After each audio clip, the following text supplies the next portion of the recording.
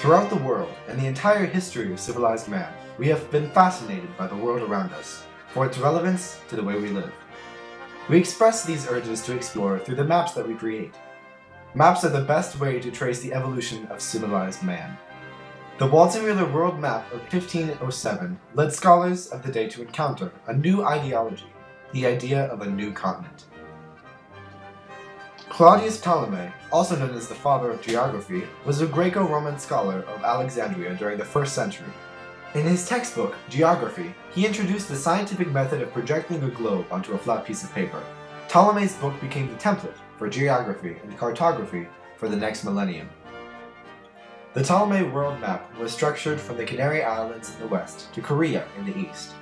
His northernmost point was Thule, also identified as modern-day Scandinavia, or the Orkney Islands. The south of the map ended in the Sahara Desert. However, Ptolemy did not include North America or the Pacific Ocean. He also overestimated the size of the Mediterranean and the circumference of the Earth. However, until the 14th century, his map was the undisputed map of the world for its uniqueness and its popularity. In the 15th century, a new age of exploration was dawning over continental Europe. One of the most influential characters of this time was Cristoforo Colombo, also known as Christopher Columbus. On August 3, 1492, with the permission of King Ferdinand of Spain, he went west with the intention of finding a new passage to Asia. He is known to have quoted, "Following the light of the sun, we left the old world." He arrived on the island of Palos on December 5, 1492. He believed that he had reached the famed islands off of the coast of Asia. He was mistaken, for he was not even in the right continent. This was a new land, and not the land which he had thought. He went to his grave, bearing these incorrect thoughts. At this time in the age of exploration, most people seeking fame would become explorers. In fact, this urge caused the New World to be discovered within a surprisingly short period of time.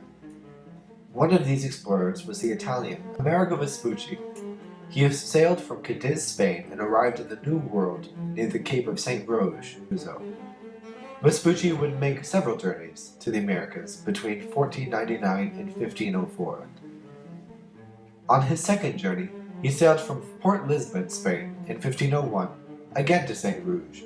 During this voyage, he noted that the Amazon River would have been too large to have flowed from a lake, like the Asian rivers. He predicted correctly that the Amazon flowed from a sea, not a lake. This was a turning point in geography, as we realized that this new passage to Asia was actually to a new world. He sailed from Lisbon to Cape Frio, near modern-day Rio.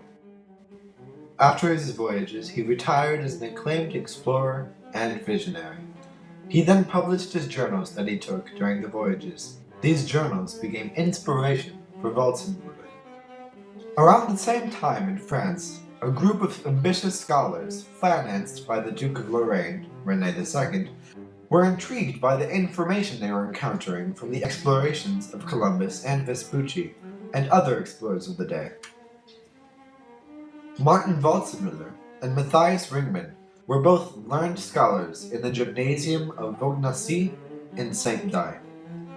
Vespucci had recently published the letters of his voyages to Europe, which were widely distributed. Waldseemüller and Ringmann encountered the diaries sometime between 1505 and 1506, using the standards of the ancient master Ptolemy and the new information from Vespucci and other mariners of the day. They worked to create an accurate map of the known world. The map is particularly famous for being the first to apply the name America to the New World. Waldseemüller clearly proclaims his debt to Ptolemy. The title of the map is A Map of the Whole World According to the Tradition of Ptolemy and the Explorations of Amerigo Vespucci and Others. The debt to Ptolemy is also indicated in a large portrait of that geographer at the top of the map.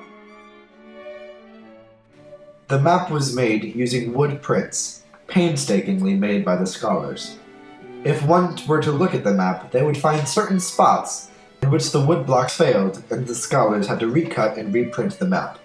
In 1507, Waldseemüller and Ringmann reprinted a radical new map that showed not only a new ocean, the Pacific, but an entirely new continent they named America. This shook the academic community because of their deviation from the trusted maps of the ancients. In addition to the map, Waldseemüller and Ringmann published a booklet called Cosmographia Introductio, which explained to the purchaser the naming of the new continent. It also gave insight onto how to read the map and the basics of the math necessary to understand the notation. Though the Waldseemüller world map of 1507 went down in history as Waldseemüller's map, the influence of Ringmann and possibly Vespucci cannot be overstated. They were greatly influential to the process of creating the map, and rumor has it that Vespucci himself also played a role in the creation of the map, due to his first-hand experience. The amazing thing about this map is how revolutionarily accurate it was. Scholars of their day disputed the legitimacy of the map until Ferdinand Magellan circumnavigated the world in 1519. The name America would endure attempts to change its name, despite the vocal opposition from the relatives of Christopher Columbus. Columbus's relatives repeatedly petitioned to the governments of Europe to change the name of the new land to Columbia. This never succeeded due to the fact that America's name was so widespread. This secured the Waldseemüller world map of 1507 in history as the birth certificate of America. Matthias Ringmann died in 1511, 8 years short of being proved correct by Ferdinand Magellan in terms of the new continent. At the time, Amerigo Vespucci had been slandered by the followers of Christopher Columbus, believing that the naming of America was unjust, for Columbus was the one who truly discovered it. Under pressure and without Ringmann, Waldseemüller abandoned his idea of a new and separate continent in his masterpiece, the Carta Marina. In the Carta Marina, the east coast of North and South America appear in more detail, but without the name of America.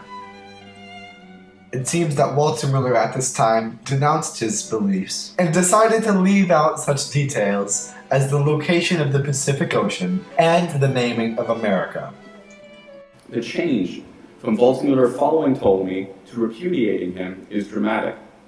In a long introductory text in the lower left corner of the Carta Marina, Waldseemüller discusses his earlier map and his reasons for creating a new one. He concedes that a map of ancient place names, like the 1507 map, is of limited utility since it is difficult to recognize modern places according to their ancient names.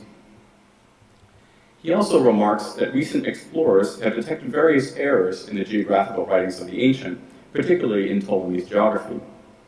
He then writes, "Moved by these considerations, I have added this second image of my world to the first, so that while in the first one there is an image of the whole world, land and sea, according to ancient authors, in this one would shine forth not just the new and present face of the world, but also the things added in the intervening times.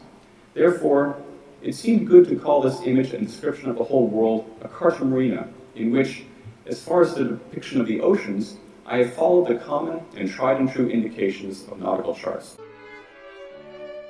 Maps still serve the same purpose that they did centuries ago.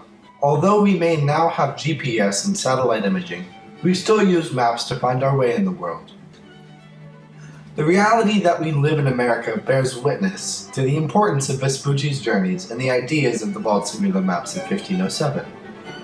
The map led scholars of the day to encounter, for the first time, the idea of a new continent, stopping the exchange of the false idea that there were only 3 continents, Europe, Asia, and Africa, to include the correct idea of a North and South America.